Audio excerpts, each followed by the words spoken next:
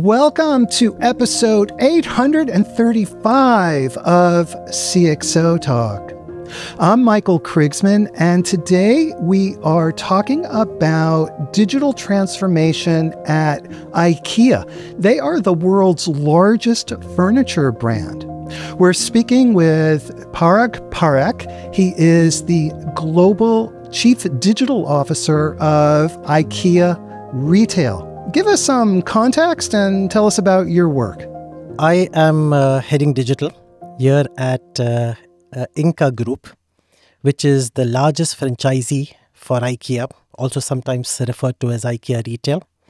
And we are the largest home furnishing retailer with sales approximately 90% of the IKEA Group and with approximately 374 plus stores in 30 plus countries and about 200,000 employees. Your Chief Digital Officer, what does that involve?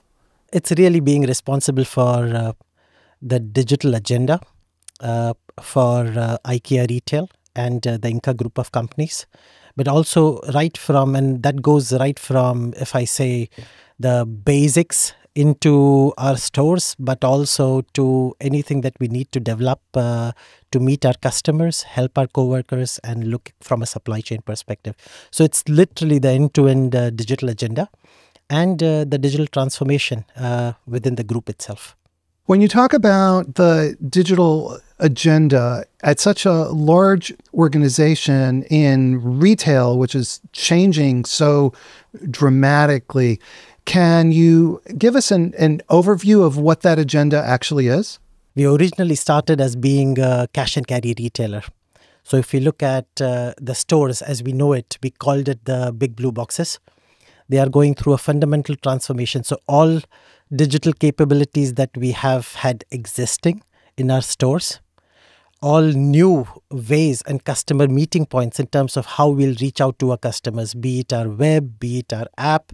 In China, we approach them through social media, through some of the other marketplaces. All of these are responsibilities that comes under the responsibility of digital to say, how do we really bring this to life? And how do we, engage with our customers at the different customer meeting points, but also how do we enable our coworkers with all the capabilities they need to be able to serve our customers in the front office, but also everything in the back office. So it's literally the full end-to-end responsibility from a run, from an improve, but also from developing and building the agenda for tomorrow. So this is a very broad set of changes and transformations across the company, both in terms of what the customer sees, but also behind the scenes as well. Absolutely goes from customer facing, very visible, that you see in the broader context around the world, but also everything that our coworker deals and works with, but also everything that goes into the back office, right from if it's the networking in the stores, the Wi-Fi in the stores, to getting some of the basic ERP and enterprise systems up and running. Parag, any type of transformation is hard. What drove IKEA to start this very large transformation project? I'm almost hesitant to call it a project. I mean, it's really underlying so much of how the company operates.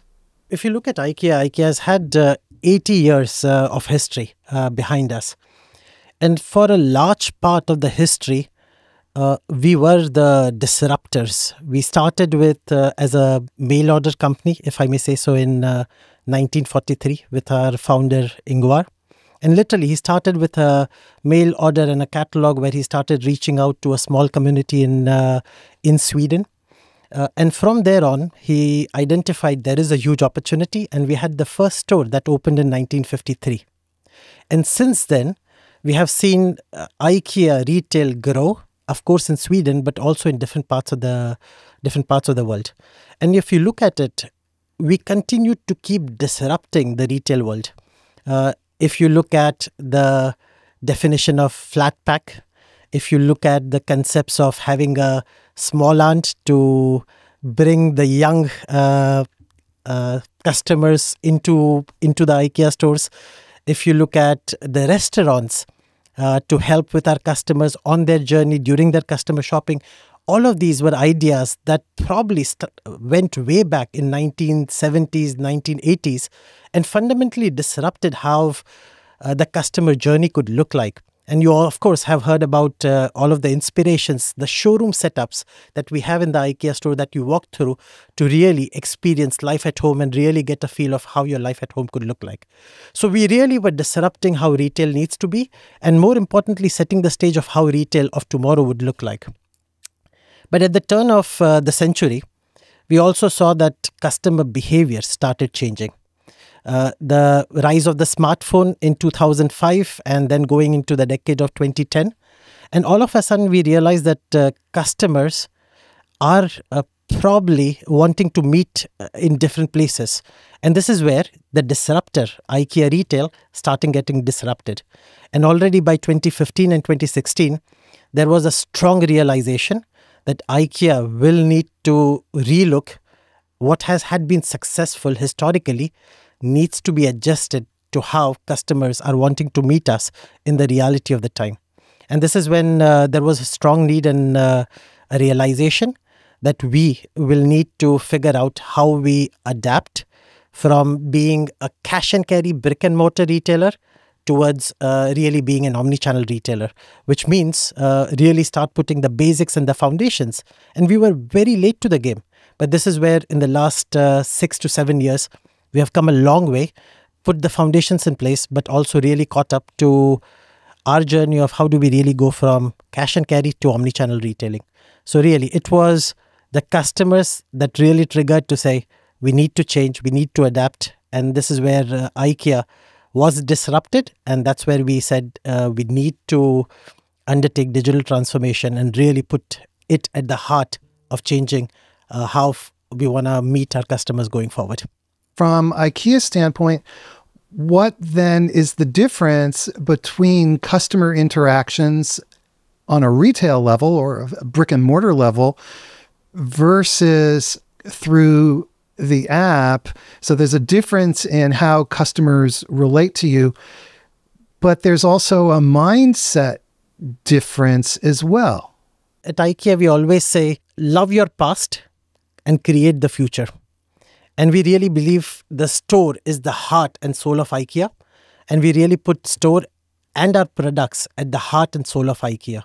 And of course, with that, we make sure that we are accessible to the customers, be it when it comes to web, be it when it comes to app, be it any other customer meeting point that they would like to connect and engage with, but also figure out how in that journey, we really bring back that customer to experience the best of IKEA at the different touch points that they would like to connect and engage with us. And this is where, of course, if you look at historically, the IKEA business model was really about, we would decide to say, here is a glass. I would want to make this glass available at our cash and carry brick and mortar retail at, let's say, a price point of €299. And for achieving that price point, we would really say we need to achieve these volumes. And then we really would go after and make sure that we optimize our whole business model to hit that price point, which makes it affordable for the many customers that we want to reach out to. Now, and that of course meant in our business model to keep the price to a $299. We as IKEA, we would do our part, but we also ask the customers to do their part, which means historically they would come to the store, they would pick the products on their own, they would take the products in their car, get it back to their homes, and assemble, in some cases, in their homes. So it was we do our part, you do our part, and together we keep affordability for our products and make sure that you can enjoy the fantastic range. But as we started to look into switching and looking to say, how do we go omni-retail? And we started meeting the customers in different touch points. We had to make sure that we start providing the different services. And this is where also we ran into one of our second disruptions that we had to start to address. How do we really make sure that we start providing the services along with our omnichannel model. And this is where also we started looking at a different business model adaptation into our IKEA retail supply chain. Subscribe to our newsletter and subscribe to our YouTube channel. Did you know that we have a CXOTalk audio podcast? You can listen on the go.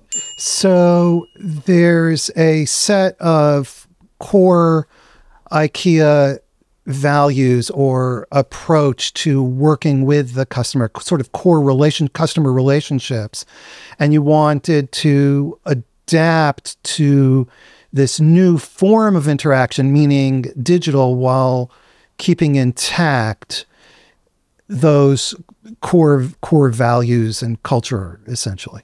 Absolutely. First and foremost at IKEA, we have in our values, we have what we call simplicity. How do we really make things simple from a customer perspective? And that simplicity is at the heart of being able to drive affordability into our system.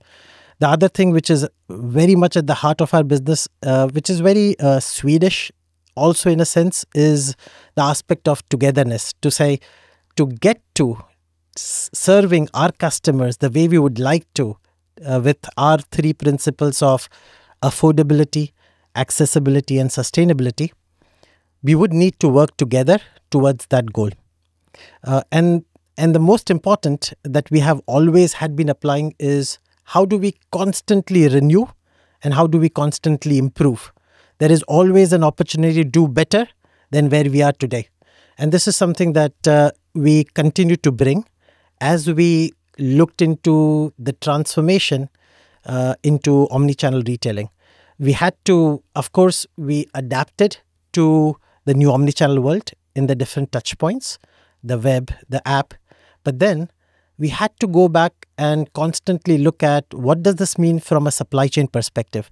What does this mean from a cost perspective? How do we bring affordability back into the system?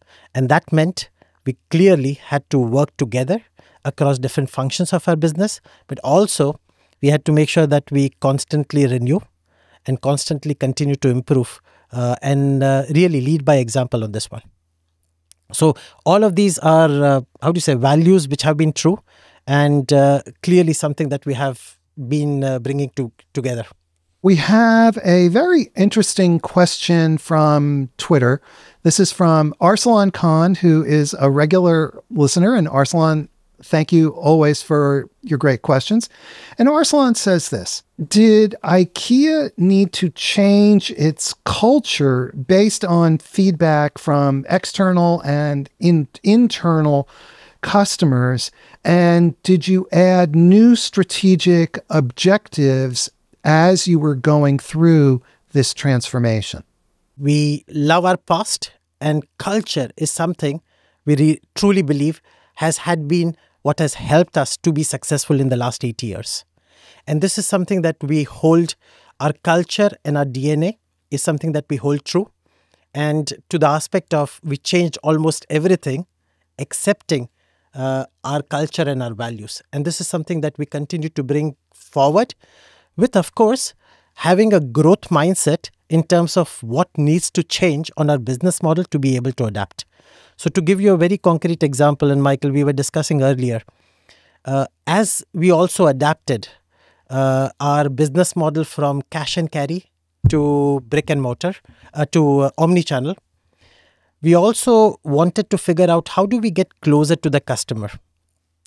And that meant we probably had to start thinking about maybe there is an opportunity to move away from having only a certain format, which is the big blue boxes that you usually see on the outskirts of the city, to having smaller formats in the city, close to where the customer is, probably with different square footage, but also with different categories. Now, this is very religious for IKEA, which for the last 80 years had a very clear set layout and which was used to building stores only a certain way. This was something very religious, but we also said with our values of renew and improve, I think we need to test and try and figure out how we look at different cultures. So if I give you concretely as an example, this was one of the examples that we said we will test and try. And today we have small city formats which are operational, and we have a little bit more than 150 plus different store formats besides this 374 plus big blue boxes that we speak about. So a lot of emotions, but we stay true to being constantly testing, trying, and improving. So the disruption for IKEA then is not just a matter of, oh, now we have a new website and we have an app, but really relates to experimenting and trying new things, even at the very core of what the company actually does. Absolutely. And it goes back to the topic I called out to say the business model was really about we keep it affordable by IKEA doing its part and you as a customer doing your part, picking up the products, bringing it home, installing and assembling it.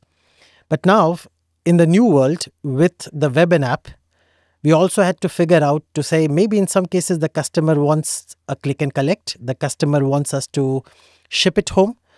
But at the same time, we want to stay true to our goal of being affordable. So when you add the additional cost, be it in terms of picking, be it in terms of delivery, how do you really continue to stay affordable? And this is where we had to relook at how do we fundamentally look at our supply chain? How do we adapt our supply chain? And that's where we had to also start challenging some of the norms we had from a supply chain perspective, some of the norms we had from a design perspective to really figure out staying true to being affordable and accessible. So I always say there are, at IKEA, when I look at this digital transformation, there are 3 transformations which are happening concurrently, if I may say so. It's about the transformation from being cash and carry, brick and mortar, to really being omnichannel, meeting the customer at different touch points, but making sure that it's seamless. The customer can seamlessly move between the different channels that they engage with, be it web, app, and or in-store, and or other formats. But the second transformation is really about the transformation of our physical formats itself. From the 40,000+ square meters of formats to far smaller formats, much closer to where the customer is. And of course, the third transformation is that we also start looking at providing the customers on a lot more services which we historically did not, which the customer was used to. So be it delivery services, be it financial services, all with an intent to make life easier and convenient for the customer. So literally 3 transformations all together. What I find fascinating is you've mentioned issues such as supply chain several times. So this transformation has had very deep roots going through how you retail in stores all the way back to how you design your products. And I find that kind of amazing because you started off with this change in customer behavior, all of which now is a reaction to that. I don't mean to be putting words in your mouth. The first adaptation that we had to do as we went, so literally in 2016 or 2017, 1% of our business was digital. We didn't have e-com presence in large parts of the world. To today, we have approximately 25 to 30% of our business digital. And in some markets, touching 40 or 45% of our business being digital. And of course, with digital comes the need to allow for the click and collect, so capabilities, or allows the possibility of delivery. And to optimize our supply chain, we had to adapt the traditional role of a store as a pure retailing store to also start becoming distribution centers. So had we not done that, we would have additional cost anywhere. If I look at 2021, anywhere about 15 to 20 new DCs to be able to cater to the demand of the e-commerce business. But all of a sudden, we realized we have one of the biggest assets with our retail stores, and literally all 374 stores have had to be adapted to start becoming also distribution centers. So we had to really look at the back office and start adapting to allow for click and collect in the back office of a store, but also allow for deliveries, e-com deliveries that are shipped out of the store. Of course, helping our sustainability agenda, but in the back end, also helping to optimize cost when it comes to our logistics and our last mile deliveries. So that's just one example. Then you also mentioned, Michael, about how do we adapt to from a design perspective. So clearly, what we also see is through our touch points, we get a lot of information in terms of what the feedback the customer is providing through their reviews. We also see a lot of information in terms of what products are more relevant in which parts of the world. And that helps us to take that information and then figure out what categories and how best we merchandise into the store. But also, as we start looking at adapting to an omnichannel journey, we realized to optimize the cost of delivery, it's probably easier if we have a 1-person delivery versus a 2-person delivery. And that meant we had to go back and look at our flat packs to say, how could we design our flat packs and our products in a fashion where it allows to have the flat pack to be delivered by 1 person instead of 2 people. And that optimizes the cost into our delivery and logistics. We had to adapt to making sure that when we ship out products, say glass products to our customers, how do we make sure we have the right packaging that can be reached? So we really had to make changes both in terms of the back office of a store, but also right up to the design aspects of the product to make sure that they as well can adapt to the new reality of omnichannel journey. And this dovetails with another question that Arsalan Khan had, which is, what is the purpose of the stores and having inventory at stores in a digital online world? And I think you've just addressed that, so that the stores become an integral part of the digital plan. Absolutely. So the way we now start looking at, historically, while we used to look at store as individual units, the store really become a part and a parcel of how we look at a city. So a city typically would have a few small units, a couple of big units on the outskirts, and of course then the web or the app and or any other touch points through which we engage with our customers. And literally, some of these bigger formats start becoming also the last mile distribution centers to reach out to the customers, both with an intent of how do we drive convenience and get our products faster to the customer, but also being kind to the planet and making sure that we don't ship products from a central DC thousands of kilometers away, but really approach it sustainably and making sure that we ship the products from where it's nearest to the customer. And maybe the side return is it helps us with our logistics and last mile cost. We have a really good question from Twitter, and this is from another regular listener, Chris Peterson, who says he has a question about data. And he says, with hundreds of stores in dozens of countries, how does IKEA balance cloud versus edge computing and the data sovereignty across these different geographies? We are still at a point where we are working through establishing still our foundations. So we really talk about 8 data assets which are fundamental to our journey of digital transformation. This goes right from the customer data asset, the supplier data asset, the product data asset. So we literally have 8 of our data assets where we say it is fundamentally critical for us to make sure that we have these data assets really continuously established and continue to work on. And while we are doing that, we also are running through the aspect of how do we start leveraging these data assets to help us to really become a data-driven business. This is something that we are still working through. I would say we are further ahead in the journey thanks to the fantastic work of 400 plus members in our data organization. But it's also something that I feel, in all humility, there's still quite some work to be done. Can you talk about some of the technologies that you're using to help drive this seamless experience between the online and the retail? This week, I had the possibility of doing what we call front days.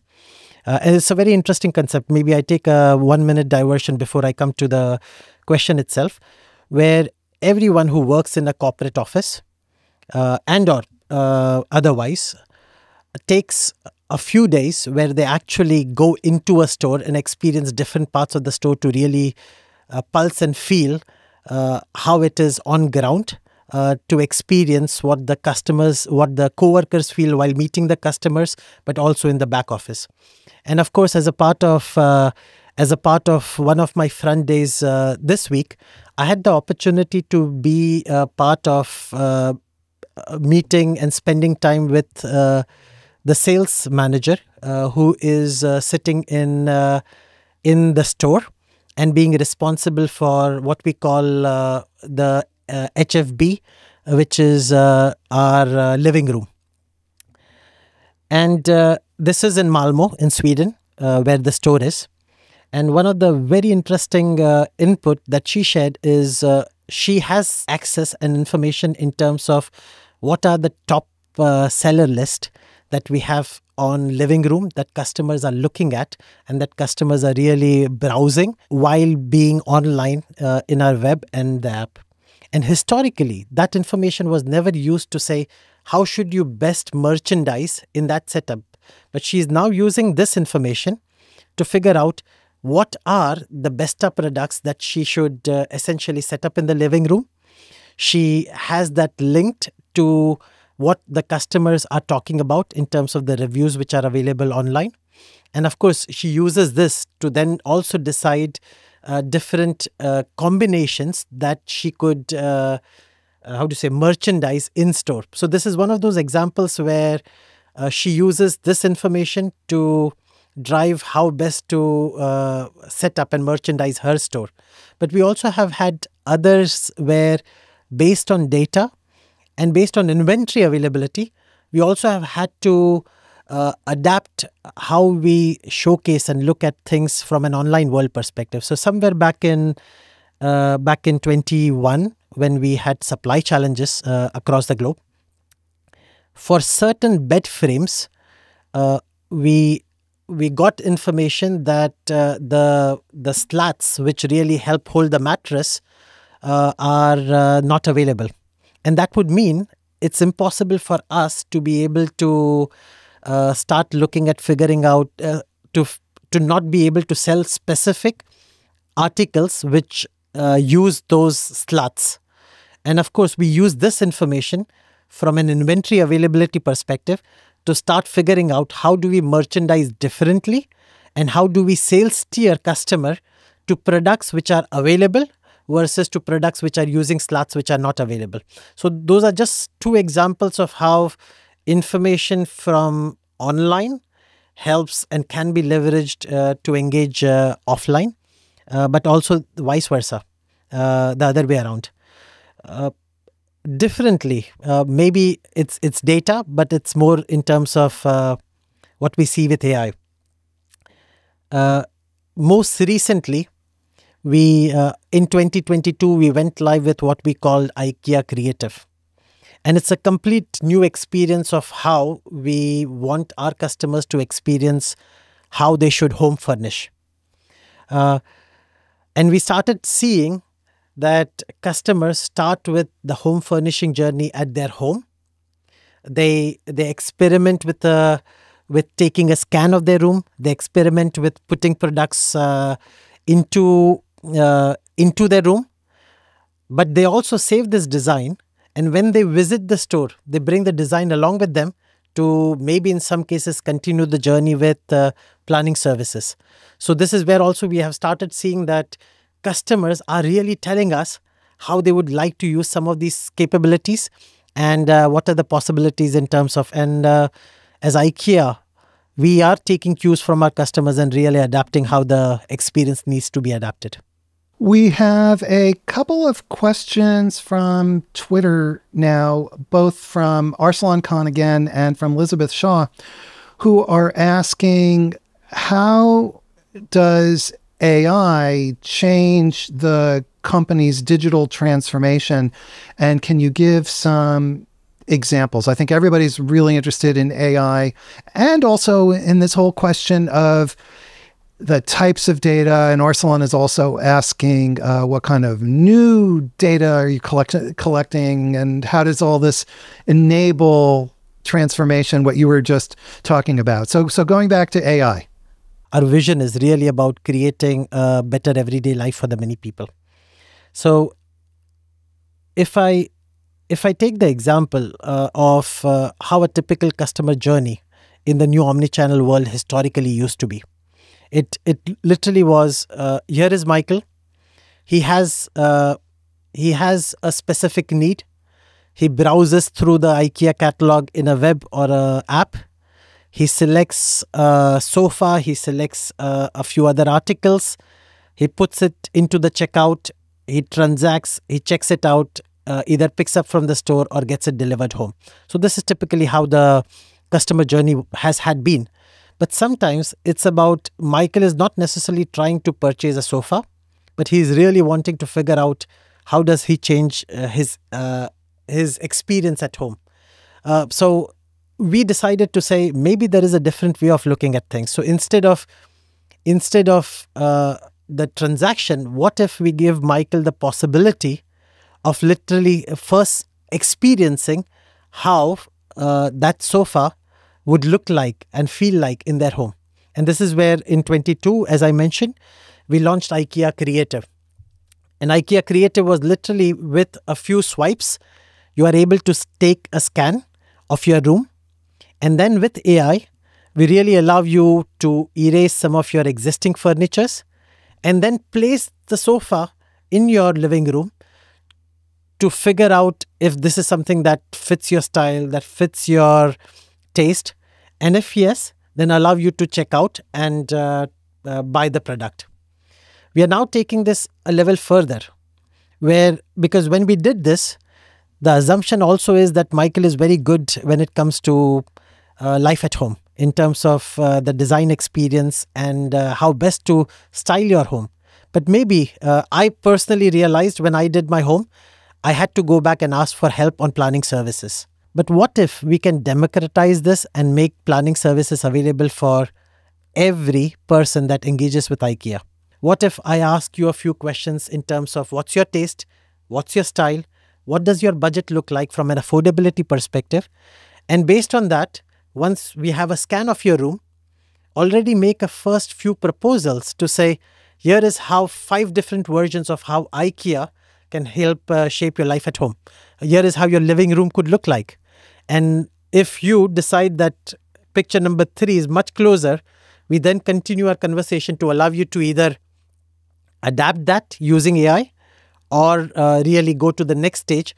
And if you say you really need help with a coworker to get some niche further established, then really allow you to try that out. So this is where with AI, we are really looking to figure out how can we fundamentally transform and more importantly democratize your experience of home furnishing. I have to assume that given IKEA's vast amount of experience working with customers and understanding how customers make decisions, that in one way or another, you're able to embed or incorporate that kind of expertise into the app. Absolutely. We have about 80 years of life at home experience. Historically, we have had what we call our IKEA catalogs, which were literally furnishing life at home statements that we used to publish on a year basis.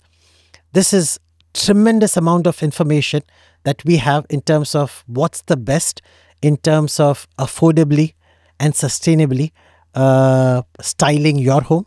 And of course, this is something that through AI and through with a combination of generative AI, we want to bring forth to the many customers and really also figure out how do we do this in a very affordable way and really democratize and put these capabilities in the hands of the customers. We have another question from LinkedIn. And again, I encourage everybody, ask your questions. I love you guys in the audience are amazing and so smart. So we have a question from Lakshmi Papu, and she says, how are you capturing and monetizing the first-party data that you collect? As we started on this journey of digital transformation, we came to a realization data will be at the heart of making sure that we are able to bring to life the digital transformation that we want to. But at the same time, this also meant there was tremendous responsibility for IKEA to make sure that the trust we had built over the 80 years is something that we can continue also into the many years that we start working with. And this is where already 2 years into our transformation journey, we put out what we call our data promise, but also our digital ethics policy. We are very clear that when it comes to data, we'll be absolutely responsible, we'll be very transparent, and we will leverage data only when it makes sense for the customer and adds value to the customer. So when it comes to really leveraging, we make sure that we only look at use cases where we are doing so ethically and responsibly towards the help of the customer. And clearly, when it comes to monetizing into any third party, this is something that our values and IKEA values don't allow us to look into. Tell us more about this digital ethics policy.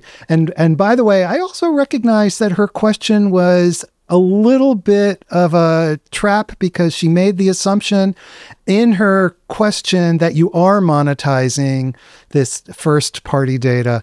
So I know that this digital ethics policy is very important to you. So can you tell us more about that, and how does it actually help drive the decisions that you make on a practical basis? The one thing we feel we have earned over the years is the trust when a customer walks into an IKEA store or when a customer engages and transacts with the IKEA brand. And as we started to look into the digital transformation, we also realized that the one currency we need to be mindful of is making sure that we bring this trust also into a digital ecosystem, the digital trust. And this is where we, going into 2020, we established what we call digital ethics policy, which we also subsequently have had to adapt to making sure that it starts covering everything we do from an AI perspective, and really start looking at the ethics policy with regards to data, with regards to algorithms, and with regards to AI use cases. We have this is something that we have already put out. We are taking the lead in terms of advocating it and making sure that we not only be compliant to what's required, but really go over and above to make sure as corporate, we are the leaders in terms of taking the corporate leadership on making sure that we are responsible, we drive fairness, and we drive inclusivity and absolute transparency in terms of how we'll use data for all of the algorithms and for everything that we would in terms of AI as well. We have a question on LinkedIn from Eric Johnson, who says, how does IKEA's digital transformation impact or support frontline workers in the stores? That's a really good question. We have started to look at opportunities, and probably when we looked at the digital transformation, we focused a lot in terms of setting the foundations in the first place when it comes to capabilities around our web and capabilities around our app. But at some point, we also started realizing that after having those foundations in place, how do we start bringing some of these capabilities also in our store? So there, we have started to look into capabilities that can help augment our sales workers and sales co-workers when it comes to digital capabilities in store. We call it kiosk, be it in terms of Uptaka. So when it comes to planning systems, when it comes to the ability to allow for configurations, these are some of the capabilities we have started looking to install in our store that our customers can really start front-ending and using. Then we have started to upgrade and modernize what we call our sales system. So of course, sometimes when you are in the store, you do approach an IKEA coworker with the ask for additional information, with the ask for placing an order.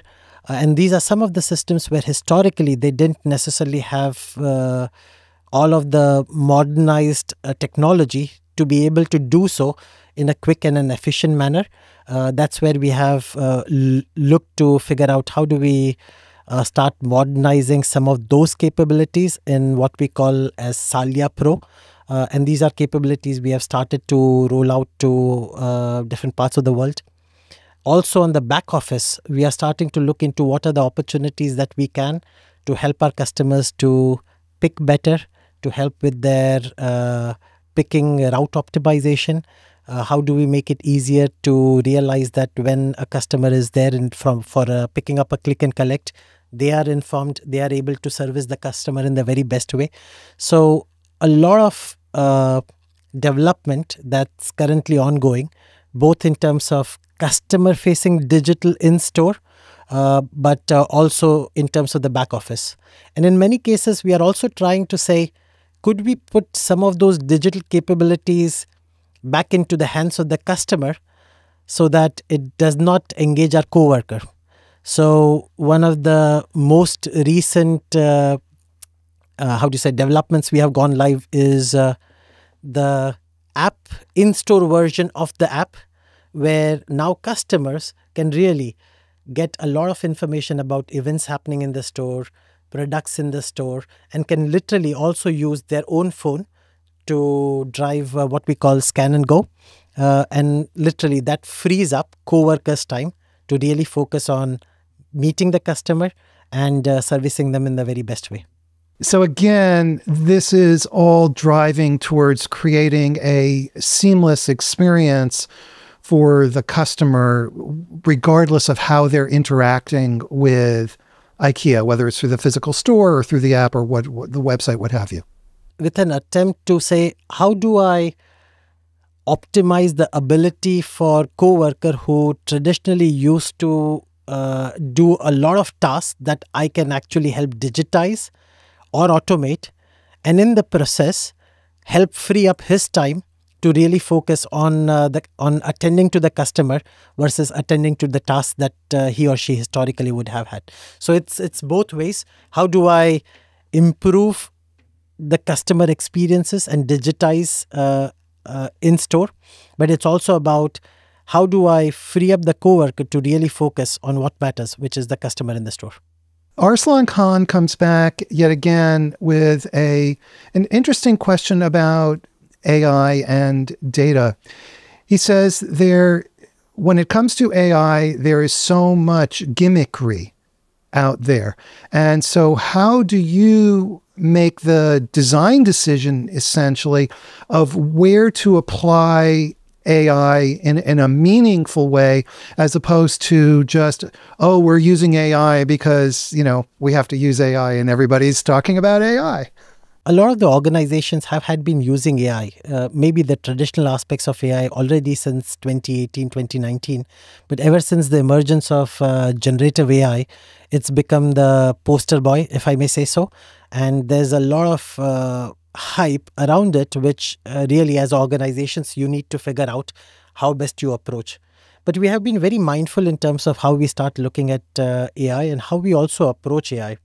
And the first thing, Michael, we started to do when we looked at AI is we said there are 4 pillars which are necessary for an organization to put in place to make sure that they really are successful when it comes to AI. And the first and foremost for us was, how do we really create awareness in the organization on what AI means? What would this mean for the here and now, but also what would this mean for the business as we go forward? And we literally started with educating the first 500 leaders within INCA, and this was already last year. And we now have a commitment of educating 30,000 plus workers by the end of FY24. So we really believe that once you start doing that, that's where you create an awareness in the organization, which is fundamentally critical to create the awareness. And through those sessions, we are saying what's AI for good and what's not necessarily AI that we... So it's first starts with creating that awareness. It then, of course, the second pillar for us had been what's the ecosystem? What's the partnership that we work with? And there at IKEA, we have what we call iWay. And we make sure that we work with partners who are like-minded. And for us, it is about using AI for good. And we really partner with like-minded companies who also believe in using AI for good. So really defining the ecosystem, then coming into what are the policies that we put in place. And this goes a little bit back to, we adapted our digital ethics policy to say, here are the things where we'll be mindful of, be it fairness, be it inclusiveness, be it sustainable towards how we leverage.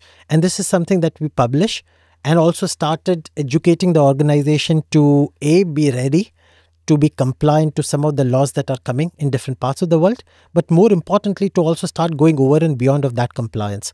So once those 3 pillars were applied, we then felt we are now ready to start discussing with our business together to say which are the areas where we believe we want to leverage AI and AI for good. And that's where we went into discussions with our retail organization to say how should we fundamentally look at generative AI or traditional AI for improving the customer experience. We went into discussions with our what we call our customer fulfillment team to say what should we do when it comes to supply chain and logistics. We then went into discussions with our growth and marketing teams to say how could we leverage AI when it comes to content and when it comes to connecting. And there, the fact that we had a strong education around AI, the fact that we had policies helped us to say, here are a few use cases we'll experiment with, but here are also a few use cases where it doesn't make sense, we'll stay away from. And that's how we started looking at use cases. Like everyone else, we are on the journey of figuring out what AI means and how best we can leverage AI into the future of IKEA. And we continue to test, try and learn. And so Arsalan Khan on Twitter comes back yet again. Arsalan is really on a roll today. And he says, what happens when business leaders do not agree with the decisions that an AI makes? The first place where we had been leveraging AI had been around sales forecasting. And if you go back to 2014, 2015, there was not necessarily a lot of trust in terms of the forecasting capabilities. But over the years, when businesses have started engaging with the forecasting capabilities, there has been stronger engagement and trust that they have built in terms of leveraging. And they have really seen the capabilities and the intelligence that an AI that a traditional AI can apply to forecasting. And now in many cases, the leverage of traditional sales forecasting capabilities is much more rooted and much more not questioned by the businesses than, let's say, a few years ago. So in one case, it's about using it and building trust, and it takes time. It does not happen overnight. But also in other case, I also believe that as we go, maybe there is an opportunity of how do we make this symbiotic, where maybe we allow for a human in the chain approval process, where maybe AI proposes, and we allow for a system where we put some control back into the system, where the business starts feeling that they are in control. And maybe over time, they'll realize that in many cases, they are just clicking through. And they'll start adapting and start feeling much more comfortable. So maybe leveraging a human in the chain approval process could be one idea of how we could start building that trust and figuring out how we tackle it. On LinkedIn, Professor Eric Johnson wants you to know he loves the idea of automating routine work to allow frontline workers to focus on delighting customers. He says this will change the types of employees you hire and the kind of training you provide. And as we finish up, do you have any final thoughts or words of advice or wisdom that you can share to other business leaders who are looking at this kind of disruption and recognizing they're going to have to go through it too, sooner or later? It's a lot about staying curious. And I think what has really helped us is really having a mindset where you stay humble. And by humility, it really means having the confidence to accept there are things you know, there are things you don't know. But as long as you have the mindset to be curious, to look into it and to find the right answers, and going back to what we at IKEA really believe in, how do we constantly test, try and learn, renew and improve? So stay curious and really have a growth mindset. Linking the transformation back to the core values and beliefs of the organization. That seems to me to be the common underlying thread here. I would have wished to bring the one slide that we continuously keep bringing into all our forums. We always talk about think long term, but also when you think long term, it's really about how do you love your past and using that, really look into figuring out how do you create the future. And with that, I'm afraid we're out of time. A huge thank you to Parag Parekh. He is the Global Chief Digital Officer of IKEA Retail. Parag, thank you so much for taking time to be with us. Much appreciated. It was a pleasure. Everybody who listened, thank you for watching. Before you go, subscribe to our newsletter and subscribe to our YouTube channel. Did you know that we have a CXOTalk audio podcast? You can listen on the go. It's available everywhere. We have incredible shows coming up. Everybody, thank you for watching, and we'll see you next time. Have a great day.